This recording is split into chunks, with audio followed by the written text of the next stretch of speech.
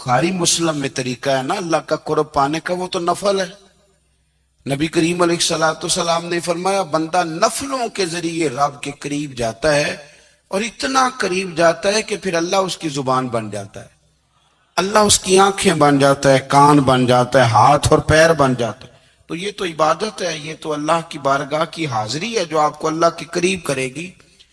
तो अपने नमाज को अहमियत दे के अदा करें, नमाजें मोबाइल बंद करके अदा करें। देखिए ना, कुछ लोग कहते हैं मुझे टाइम नहीं मिलता नमाज का, तो मैं कहता हूँ ये आपने बड़ी जुर्रत की बात की है। मुझे को मेरा पीर भाई कह देना मेरे पास टाइम नहीं आपको मिलने का, तो मैं कहता हूँ आज के बाद आना ही ना। तू क्या समझता है, तू बहुत बड़ा आदमी है, तेरे पास टाइम नहीं है और हमें मिलने का टाइम, मौज कर। तो आपने अल्लाह रसूल को कह दिया टाइम नहीं। और अजीब फलसफा है ना, कहा जाए नमाज पढ़ने आओ तो कहते हैं कपड़े ठीक नहीं, और कहा जाए कि आओ जरा दावत पे चले तो कहते हैं 1 मिनट ठहर मैं कपड़े बदल के आया। नमाज के लिए कहा तो कहते ठीक नहीं, दावत के लिए कहा तो कहते मैं जरा तैयारी कर लूं, यूं जाना मुनासिब नहीं। ये मामला ठीक नहीं। रब तो फरमाता है कि जब तू मस्जिद में आ तो जीनत इख्तियार करके आ, खूब ज़ौक से दुआ मांगे, खूब शौक से नमाज पढ़े, खूब इस्तिगफार का मिजाज बनाए। मेरे नबी पाक सल्लल्लाहु ताला अलैहि वसल्लम ने फरमाया हर चीज अपने रब से मांग, हर चीज मांग, हर चीज मांग। या रसूलल्लाह क्या कुछ? मेरे महबूब ने फरमाया तेरे घर में नमक भी खत्म हो जाए तो वो भी अपने रब से मांगा कर। तू मांगना, वो तुझे देगा। तू उसकी बारगाह में कशकोले तलब दराज तो करना। और तिरमिजी शरीफ में अजीब लफ्ज है, रसूल कायनात ने फरमाया, रब करीम फरमाते जब मेरा बंदा हाथ उठाता है ना तो मुझे हया आती है कि मैं खाली कैसे लौटा दूं इसके। इतने बड़े बादशाह की बारगाह में। ओ भाई, लोगों से इज्जतें तलाश करते हो तो वो क्या तुम्हें इज्जत देंगे? वो तो कल अच्छा कहते हैं, परसों बुरा कहने लग जाते हैं। लोगों के सामने गुड बुक में आना चाहोगे तो वो तो सवेरे तुम्हारे बारे में कुछ कहेंगे, शाम कुछ और कहेंगे। अपनी रूहानी जिंदगी आबाद करें, अपने मुसल्ले को वक्त दें और दुनिया से छुप कर, इस मोबाइल को बंद करके और अपने आप से भी छुप के और तन्हा होके छुपा के सारा कुछ अपने आंसू अपने रब की बारगाह में पेश करें, उसके हुजूर हाजिरी दें। सुनो ना तिरमिजी की हदीस और इसे याद रखना।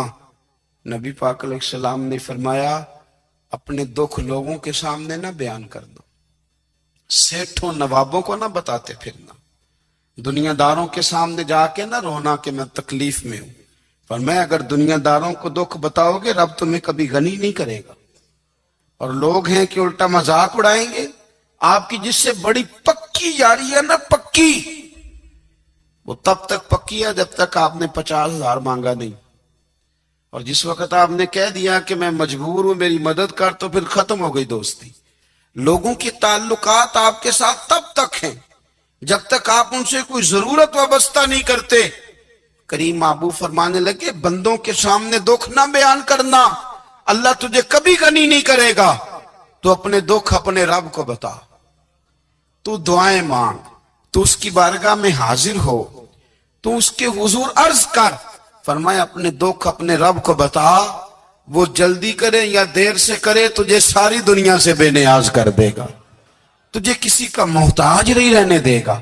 अपने मुसल्ले को, अपनी दुआओं, आज ना कुछ लेके आया तो मैं बच्चे लेके चली जाऊंगी।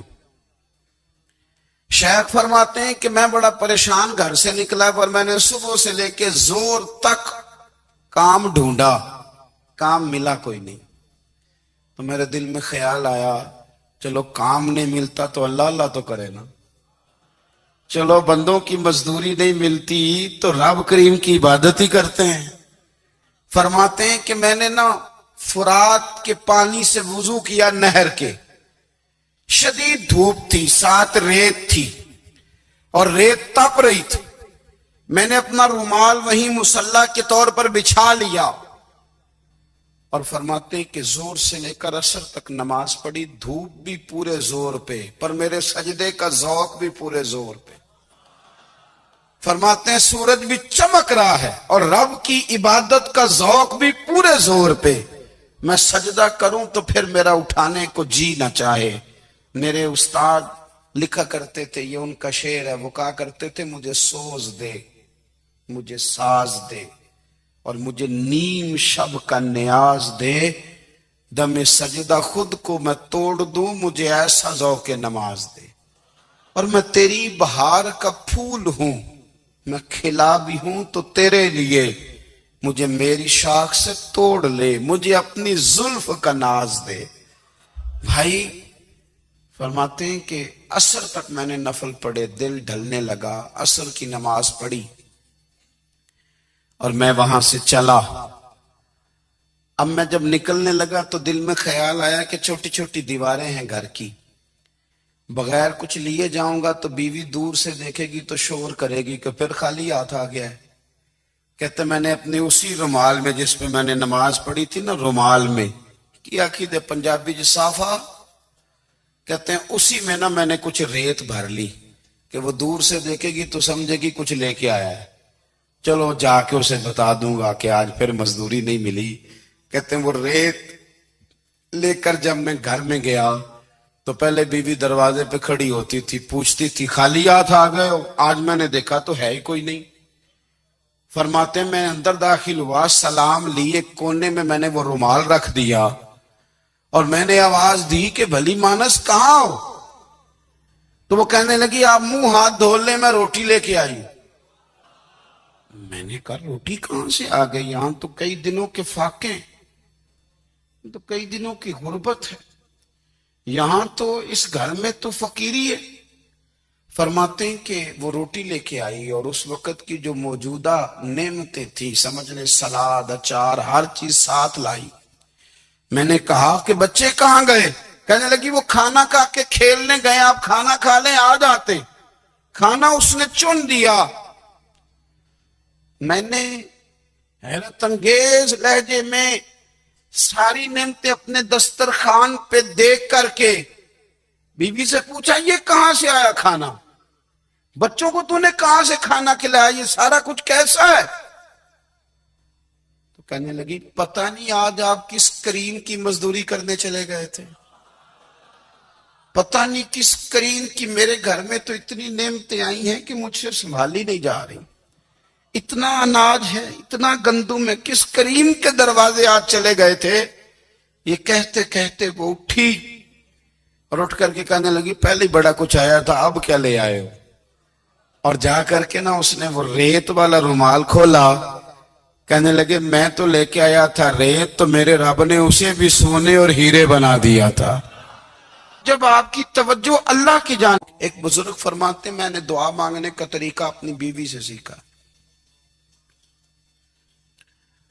دعا مانگنے کا طریقہ اپنی، سیکھنے والے تو اپنے بچوں سے بھی سیکھ لیتے ہیں، سیکھنے والے تو ہر ایک سے سیکھتے ہیں۔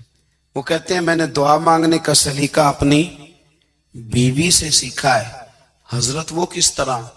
فرمانے لگے میری بیوی نے نا مجھے کوئی کام بتایا، کچھ پیسوں کی ضرورت کے لیے کہا، تو میں نے اسے کہا کہ بھئی ابھی میرے پاس نہیں ہے، کچھ دنوں میں آتے ہیں تو میں دے دوں گا۔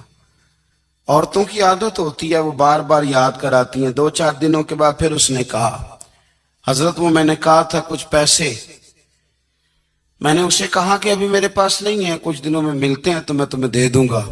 اس نے کچھ دنوں کے بعد پھر کہا حضور وہ میں نے کچھ پیسے کہے تھے۔ فرماتے میں نے ڈانٹ دیا، میں نے کہا کہ کیا تو روز مجھے شرمندہ کرتی ہے، کہا نا میرے پاس نہیں ہے، ہوں گے تو دے دوں گا، تو روز یاد کراتی ہے۔ فرماتے اس نے پہلے تو میری ڈانٹ کو سہا، پھر میرے سخت جملوں نے اس کی آنکھوں میں آنسو پیدا کر دیے، پھر اس نے اپنے آنچل میں اپنے اس دکھ کو سمیٹا، اور پھر اس نے ایک جملہ کہا تو میں رو پڑا، اور مجھے اپنے رب سے مانگنے کا طریقہ آ گیا۔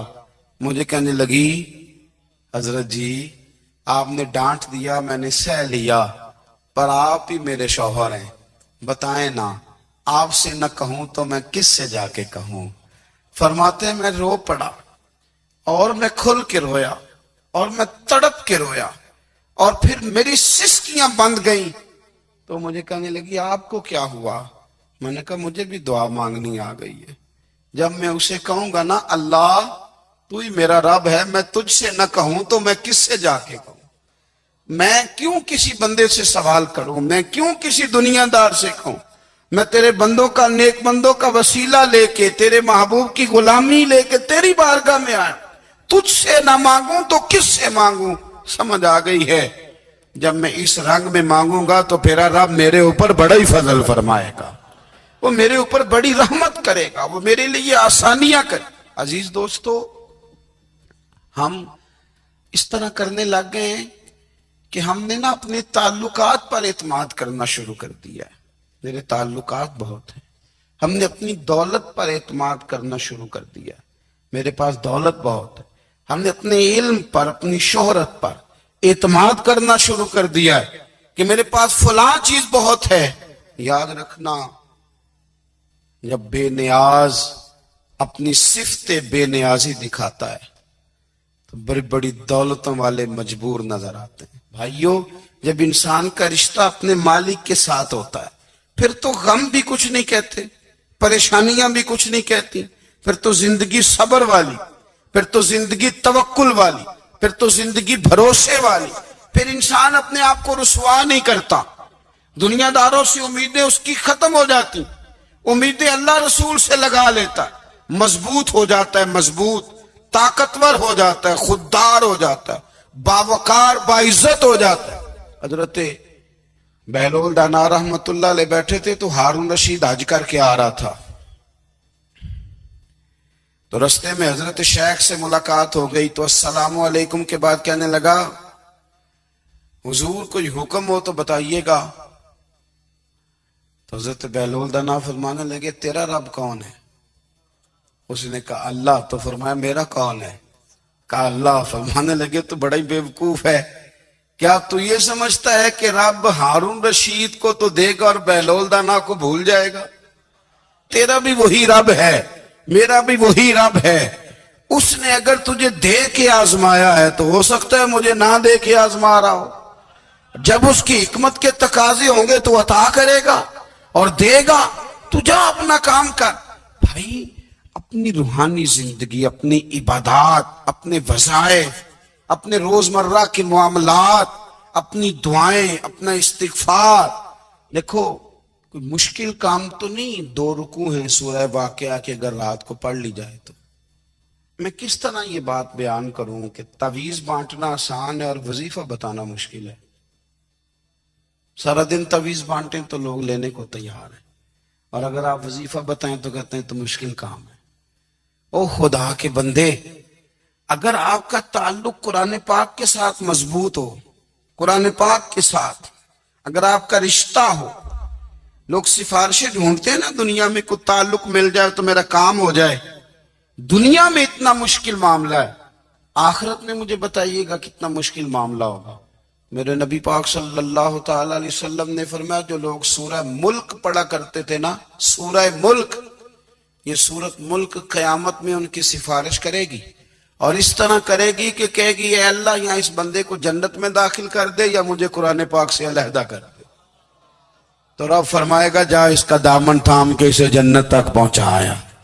آپ بات کو سمجھیں، جب آپ کے تعلقات اپنے معاملات کے ساتھ مضبوط ہوں گے، یہ نبی کریم نے وعدہ کیا ہے کہ تو سورت واقعہ پڑھ تیرے گھر میں فاقہ نہیں آئے گا۔ حضرت عبداللہ ابن مسعود رضی اللہ تعالیٰ عنہ بیمار تھے تو حضرت عثمان غنی رضی اللہ تعالیٰ عنہ تیمارداری کے لیے تشریف لے گئے اور جا کر کے کہا کہ آپ بڑے بیمار ہیں، آپ کی بیٹیاں زیادہ ہیں، میں چاہتا ہوں کہ خزانے میں سے کچھ مدد کروں۔ تو سیدنا عبداللہ ابن مسعود رضی اللہ تعالیٰ عنہ اٹھ کے بیٹھ گئے اور کہنے لگے امیر المومنین، اللہ آپ کو میری طرف سے، میری بیٹیوں کی طرف سے بہتر صلہ دے، میری بیٹیوں کو کسی خزانے کی ضرورت نہیں، میں نے انہیں خزانہ دے دیا ہے۔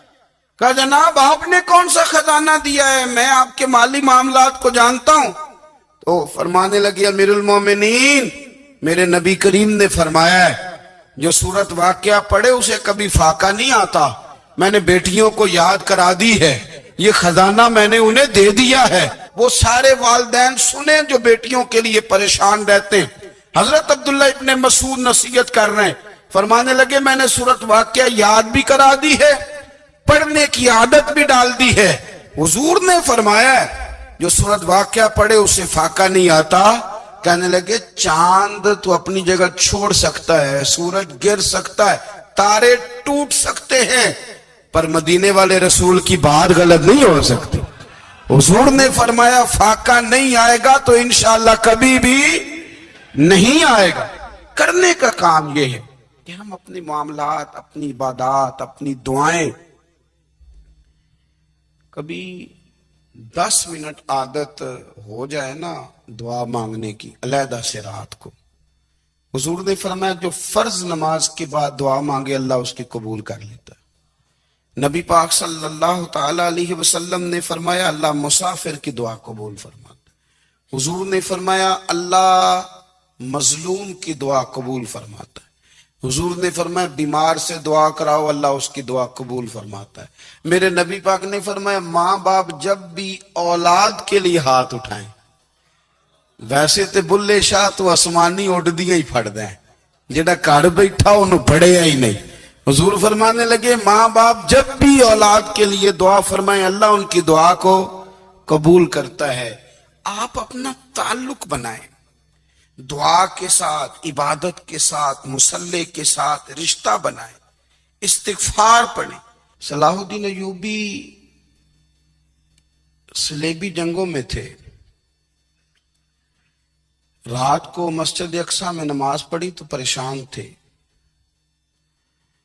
ایک بزرگ سے ملاقات ہوئی تو وہ کہنے لگے کہ آپ بڑے پریشان ہیں. کہنے لگے حضور پریشان اس لیے ہوں کہ پہلے ہی مسلمان کمزور ہے، اب میں نے سنا ہے دشمن کا ایک بحری بیڑا وہ جنگی سامان سے بھرا ہوا آ رہا ہے، تو اب ان کے پاس اور تلواریں اور نیزے آ جائیں گے، مسلمانوں کے پاس پہلے ہی وسائل کی کمی ہے، پریشان ہو کس طرح کر کے مقابلہ کریں گے. یہ بات کہتے ہی صلاح الدین ایوبی نے بزرگوں سے کہا حضور آپ بھی دعا کرنا، دعا کی بڑی طاقت ہے. میرے نبی پاک نے فرمایا دعا مومن کا ہتھیار ہے، دعا مومن کا، دعا مومن کا. حضور نے فرمایا تقدیر کو سوائے دعا کے کوئی چیز نہیں بدل سکتی. دعا مومن کا ہتھیار ہے، یہ کافر کے پاس کوئی نہیں، یہ ہتھیار ہے مومن کا. اللہ کرے آپ کو سمجھ آئے. پھر سنیں کئی بار کہہ چکا ہوں یہ ہتھیار ہے. کافر کے مقابلے میں جو تیرے پاس سب سے بڑا ہتھیار ہے وہ دعا ہے. دعائیں کرانی چھوڑ دی، کرنی چھوڑ دی، لینی چھوڑ دی. حضرت سیدنا انس بن مالک رضی اللہ تعالیٰ عنہ فرمایا کرتے تھے میں نے وہ رنگ دیکھا ہے جب حضور دعا مانگتے تھے اور حضور کی مقدس آنکھوں میں آنسو بھی ساتھ ہی بہا کرتے تھے، میں نے وہ انداز دیکھا ہے. تو صلاح الدین ایوبی بزرگ سے کہنے لگے آپ بھی دعا کیجیے، اور خود رونے لگے اور سر سجدے میں رکھ کے رونے لگے اور عشاء سے لے کر فجر تک روئے، خوب روئے. صبح وہ بزرگ آئے تو صلاح الدین ایوبی کا خوبصورت اور ہنستا ہوا چہرہ دیکھا. کہنے لگے آپ بڑے خوش ہیں، رات تو میں نے بڑے روتے ہوئے دیکھا تھا. تو کہنے لگے حضور وہ جو بحری بیڑا آ رہا تھا نا وہ پانی میں ڈوب گیا ہے، اب وہ نہیں آ رہا، ابھی خبر آئی ہے تو میں بڑا خوش ہوں. بزرگ کہنے لگے اٹھ سینے سے لگ اور سن ایک بات، وہ بحری بیڑا پانی میں نہیں ڈوبا، وہ تیرے آنسوؤں میں ڈوب گیا ہے. وہ جو تو رات رویا ہے نا رب کریم کی بارگاہ میں تو وہ ڈوب گیا ہے. بھائی اپنا مصلی کا، عبادت کا، وظائف کا، اللہ اللہ کا سلسلہ اس کو مضبوط کرے، اپنی دعاؤں کے تعلق کو مضبوط کریں. دعائیں بڑے انقلاب برپا کر دیتی ہیں. ہم تھوڑے تھوڑے نا جب سے خشک ہوئے ہیں نا، خشک، اور میری تو جماعت ہی صوفیاء کی جماعت تھی. ہم تو داتا علی اجمیری کی جماعت سے، ہم تو خواجہ اجمیری کی جماعت سے، ہم تو شیخ احمد فاروق سرہندی کی جماعت سے، ہم تو صوفیاء کی جماعت. ہماری جماعت نے بھی وہ تعلق جو ہمارے بزرگوں نے بنایا تھا. بزرگ اللہ کے قریب کیسے جاتا ہے؟ تو ہمارے یہاں نا بہت سارے لوگ کہتے ہیں جی نظر ہو گئی تو کام ہو گیا. بھائی جو آپ لوگوں کے بیچ رہ کے سکھ حاصل کرنا چاہتے ہیں، لیکن آپ کو پتہ ہے کئی کئی مہینے غار ہرا میں رہنا بھی مدینے والے محبوب کا طریقہ ہے. ہر سال اعتکاف بیٹھنا الگ سے، یہ بھی حضور کا طریقہ ہے. مسجد نبی کے اندر دروازہ کھلتا تھا نبی کریم کا، پر گھر کے اندر نفل پڑے نبی پاک. اور حضور فرماتے ہیں کچھ نفل نماز گھر میں بھی پڑھا کرو، گھر کو قبرستان نہ بناؤ. ہمارا گھر اللہ کے ذکر سے آباد ہوگا. اگر ہم نماز پڑھیں گے نا، میں جب سنت پڑھنے کے لیے گھر میں کھڑا ہوتا ہوں تو میرا جو 2.5-3 سال کا بیٹا ہے نا،